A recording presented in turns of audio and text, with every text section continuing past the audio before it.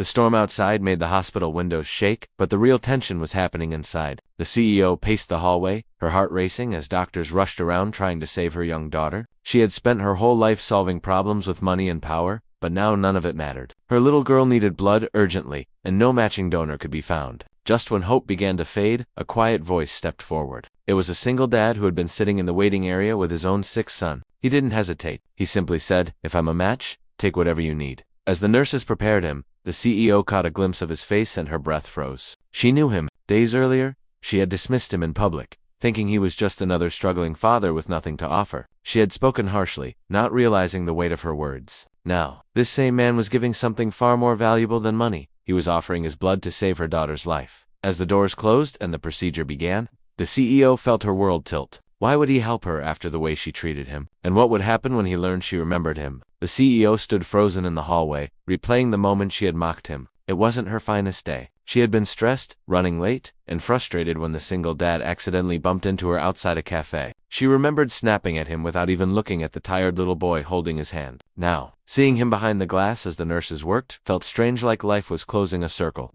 She didn't know she had opened. She found herself wondering who he really was. His clothes were simple, but he carried a quiet strength she hadn't noticed before. His son, now asleep in a chair, looked like he had been through his own battles. The hospital staff greeted the boy gently, almost like they knew him. Maybe this father had been here many times, fighting silently for his child while she moved through her world without slowing down. As the minutes dragged on, the CEO's mind raced. She thought about how quickly she judged people, how easily she assumed their worth. Now this same man was giving something she could never repay. She wanted to thank him, but she wasn't sure he would even want to speak to her. While she waited, the CEO stepped into the quiet corner of the hallway where the single dad's belongings were placed. His worn backpack leaned against the wall, a small drawing sticking out of the side pocket. She gently pulled it free and saw a child's sketch of a man and a boy holding hands under a shaky sun. The words "my hero" were scribbled in uneven letters. It made her realize how different their worlds were, yet how similar their fears might be. Across the hall, a nurse approached her with cautious sympathy. She explained that the father had donated blood here before, not for strangers, but for his own son, who had a rare condition. That's why the staff knew them. The CEO felt a knot tighten in her chest. She began to wonder how many nights he had carried worries she never had to face. How many times he had stood in this very hallway praying quietly for help. Meanwhile, the single dad's son woke up, looking confused until his eyes landed on her. He stared at her with a mix of curiosity and caution. She tried to smile, but guilt tugged at her expression. The boy didn't speak. He simply clutched his sketchbook closer, as if protecting something precious. Back behind those closed doors, two lives were connected by a choice neither of them could undo. The CEO could only wait and hope the man she once dismissed would survive the cost of saving her child. The minutes felt like hours as the CEO hovered near the glass, watching the machines beep steadily. Every sound seemed louder, sharper, as if the hospital itself held its breath. She couldn't stop thinking about the man on the other side, the single dad who had risked everything for her daughter. How could someone she barely knew, someone she had once mocked, show such courage and selflessness? Her chest tightened with a mixture of fear and awe. The boy beside her shifted, clutching the sketchbook, eyes wide with uncertainty.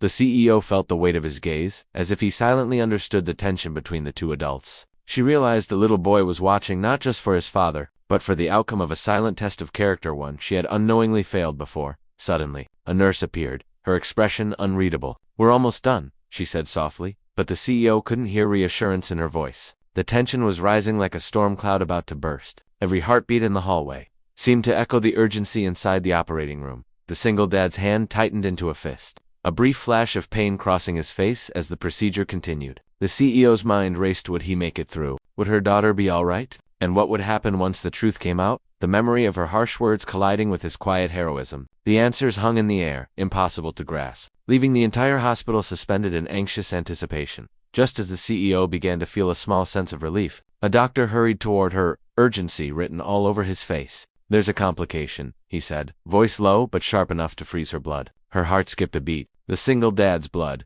the very thing keeping her daughter alive, was showing an unexpected reaction. The machines beeped faster, and the nurses moved with renewed intensity. Her mind raced. How could this be happening? He had always been healthy, or at least he seemed so. The thought that her daughter's life and his could now be in danger made every second stretch unbearably long. She wanted to run into the room, to do something, anything, but she was trapped behind the glass, powerless. Meanwhile, the single dad's son looked at his father with a mix of fear and trust. not fully understanding what was happening but sensing the tension. The little boy's grip on the sketchbook tightened, his knuckles white. For the first time, the CEO noticed the resemblance between the father and son not just in looks, but in the quiet courage they shared. Then, as the machine's alarms grew louder, the CEO realized something that made her stomach drop. If this reaction worsened, it wasn't just her daughter at risk, it could cost the man who had selflessly stepped forward everything. And worse, she remembered the harsh words she had once said to him. Would he ever forgive her if he knew she had been the one to dismiss him? The stakes had risen beyond anything she could have imagined,